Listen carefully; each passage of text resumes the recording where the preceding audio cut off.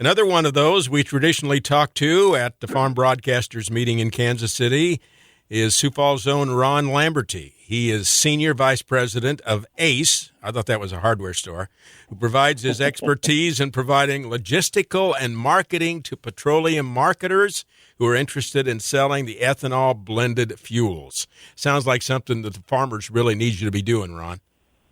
Yeah, and I don't think that would fit much on a card either. Yeah, I mean, especially a time like we're in now where fuel sales in general are down.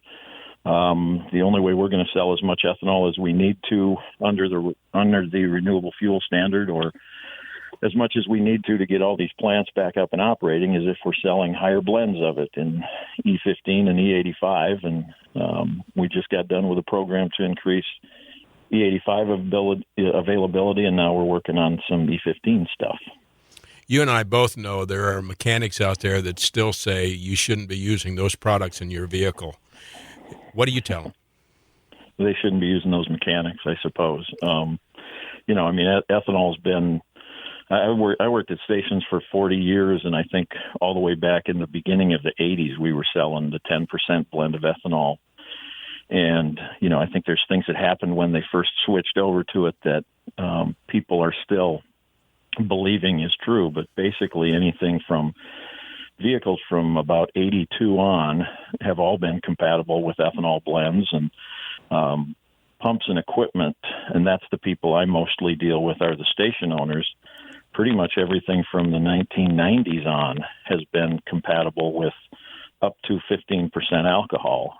But there's been a very persistent misinformation campaign out there on the marketer level and on the consumer level. I mean, we talk about how there's all this noise out there about those things, but ethanol is still in 95% of the gasoline sold in the country, and we don't have increased numbers of problems with it. So I think that pretty much speaks for itself. 40 years or so of using a product that hasn't shown that it's going to cause additional problems should be enough for most people. It seems like it's enough for most consumers. The E15 compatibility is important, but I kind of like the idea that you have. Tell us about your own flavor, your own blend, which even gets to E85. Yeah, we started many years ago when we were trying to get E15 equipment into the marketplace by getting E85 equipment into the marketplace and then allowing it to blend. There's dispensers that they make that are compatible with the E85, which is 85% ethanol, and those are a little bit more expensive. E15 you could run in just most any pump and any tank and line, and E85 actually tanks and lines are probably compatible.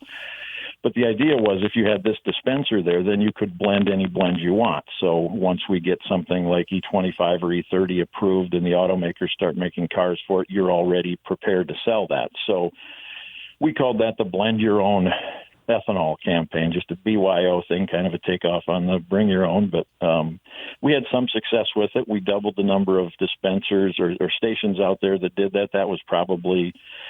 up until, I think that's probably, has it already been 7 years ago? But that got us up to about 2,000, 2,500 stations. And now there's probably closer to 5,000 stations, maybe 6,000. I can't remember the last number I saw, but they're all over the place now to get E85. And then E15, there's probably 2,500, which seems strange because since that's easier to get into that business, you got to wonder why there's not as many. And the reason is there's still that sort of mythology out there that says you can't do it and you're going to have liability problems. And so that's something we're trying to inform stations about. Most of them, as I've mentioned several times now, have compatible equipment already, but they've been told it's going to cost several $100,000 to put E15 in, so they haven't even checked. So we have a website that's flexfuelforward.com that's existing higher blend marketers talking about what they've done and how successful they've been selling higher blends.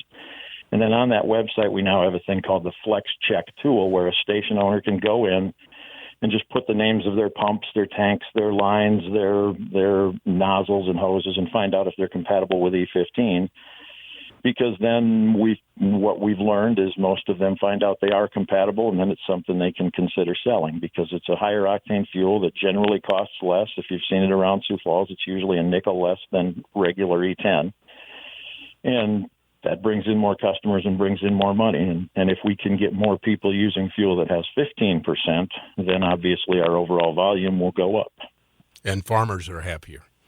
Exactly. Ethanol producers and farmers are happy, and some of those plants that are shut down now can open back up, and some of the ones that are run throttled back can get going at full speed. And when they're doing that, they can buy more corn.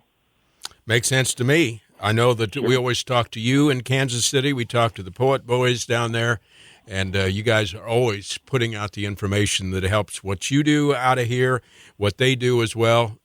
We're plugged in with you. We're happy to talk with you at any time, Ron. We appreciate it, and I had barbecue yesterday while I was in those Zoom meetings waiting for people. So did you? It wasn't as good, wasn't quite as good, but I got a little bit of the feel of it. And you and I have never had barbecue in Kansas City. We'll do that next year. We should do that. Yep. All right, Ron. Appreciate you. You bet. Thanks for having me, Beth.